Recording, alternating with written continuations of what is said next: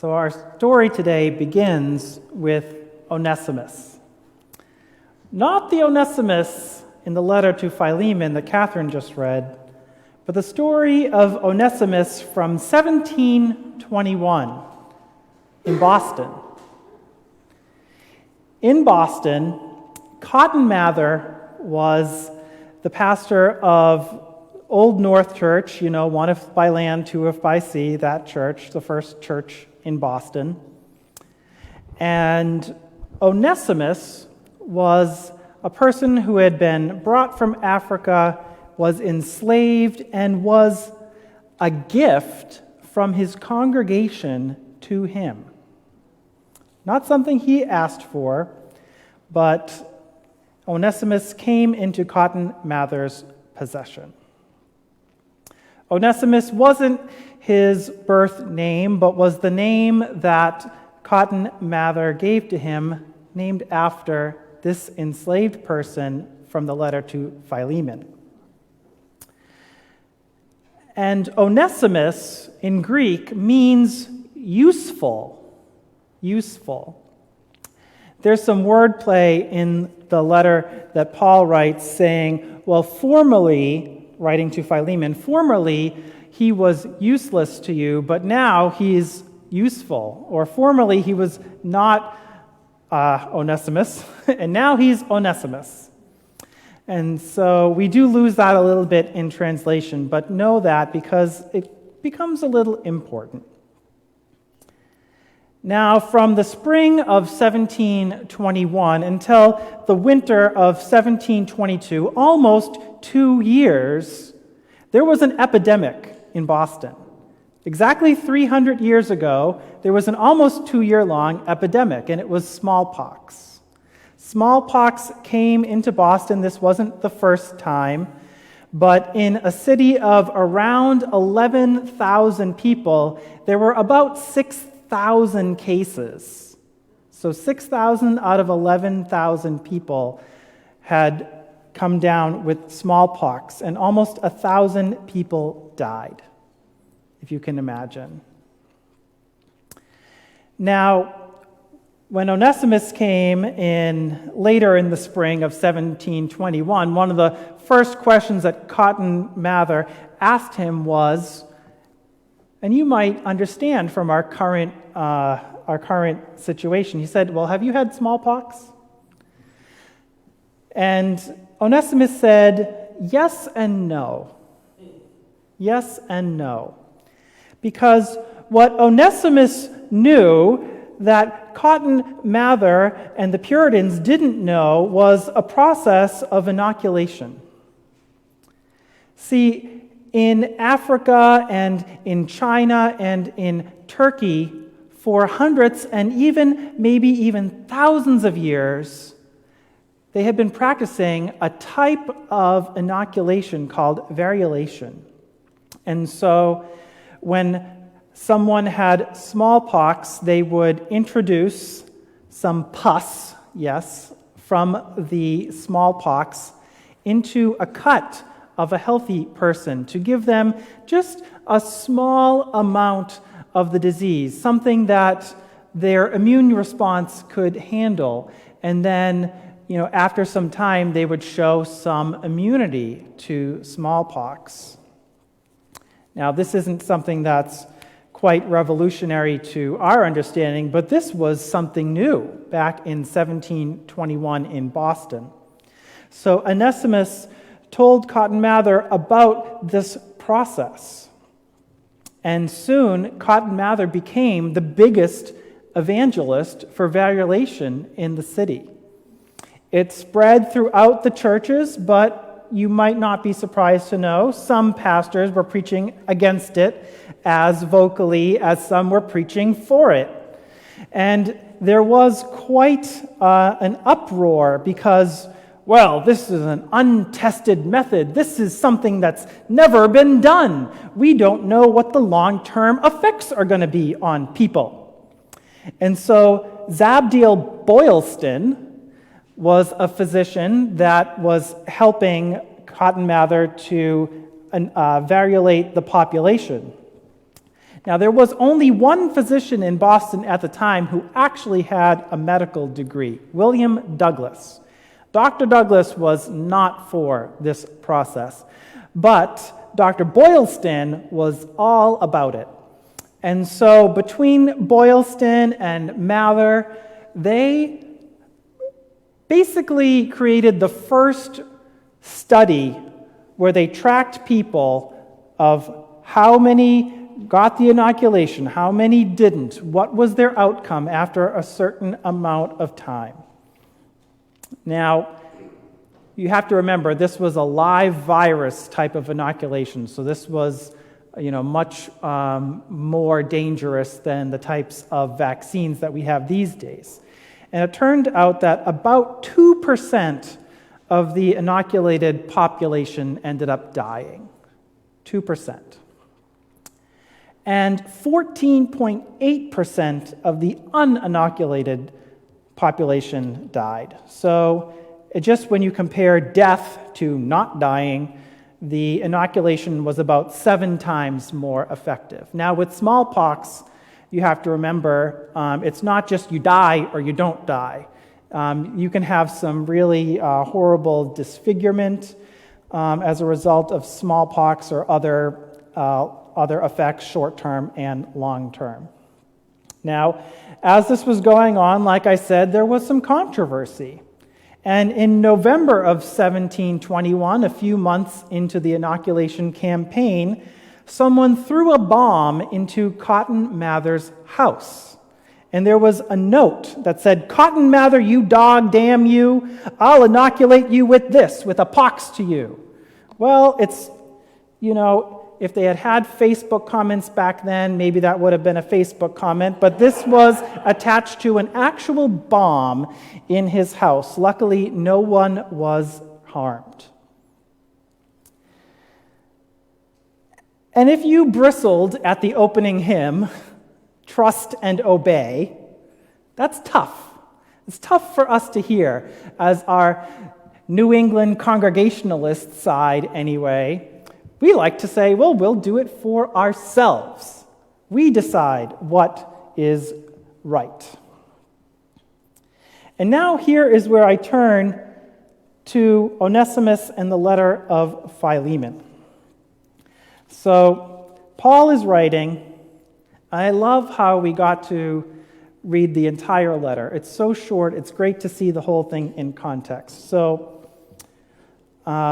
Catherine gave us some of the background, but I want to fill in some gaps. So here's what likely is going on. Paul is in prison, probably in Rome, maybe not, but he's in prison. And somehow Onesimus is with Paul. Now, either Onesimus was sent there or he escaped and made his way to Paul. We're not quite sure, but what we know is that Onesimus has become very educated in the Christian faith, has become faithful, and Paul uses the language of, I have become his father in my imprisonment. So Onesimus was not Paul's son, but sort of like a spiritual parent-child relationship. We talked about this, it might have been last week or the week before, that when disciples of a teacher were being referred to, sometimes that parent-child language was used. And so Paul is writing to Philemon, the person who is enslaving Onesimus. And Paul writes, more or less, you should be taking him back in, not as a slave, but more than a slave, as a beloved brother, both in the flesh and in the Lord. Now, what I love about Paul is his way of persuading. Paul doesn't mince words, and he says basically, I could command you to do this, right? Because I'm Paul, you're Philemon, you owe me. I don't want to mention that you owe me your life. I won't mention it.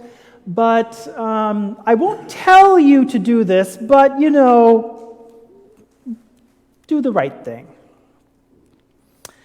And Paul has this way of persuasion in so many of his letters, and sometimes it can be a real turn-off, but I think he uses it really well in this instance. Paul writes, "So if you consider me your partner, welcome him as you would welcome me. If he's wronged you in any way or owes you anything, charge that to my account. I, Paul, am writing this with my own hand." That's important because Paul often didn't write in his own hand. Someone else would write for him. In this case, at the beginning of the letter, it's Timothy. So Timothy was probably writing most of the letter, but Paul said, okay, I'm going to take over for this part and say, hey, this is me. I say nothing about you owing me even your own self. One more thing. Prepare a guest room for me, for I'm hoping through your prayers to be restored to you. And then at the end of the letter, Paul sends greetings, including from Mark and Luke, who are the Mark and Luke that those Gospels are named after. Now, it's pretty clear what Paul wants Philemon to do. Paul wants Philemon to basically release Onesimus from slavery, to treat him as a beloved brother. But he falls just this much short of giving a mandate. Paul appeals to his authority, but he doesn't say, you must do this. And I think that's an important distinction. There is so much talk about mandates these days, whether they are the way to go or not. And what we see in Paul is, I don't want to mandate this. I'd really prefer you just did the right thing. You know what you're supposed to do. This is the teaching. This is all of the evidence. Would you just...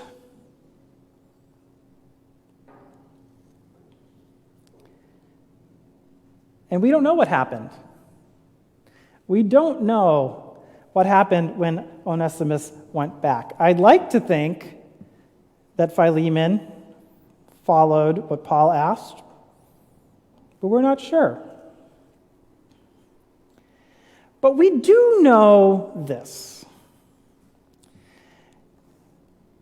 At that meal, when Jesus was surrounded with his closest friends, on that Maundy Thursday, Jesus did give a commandment to love one another as I have loved you. In fact, we call that day Maundy Thursday because Maundy comes from that same root as mandate. That is the date that Jesus gave that commandment to love.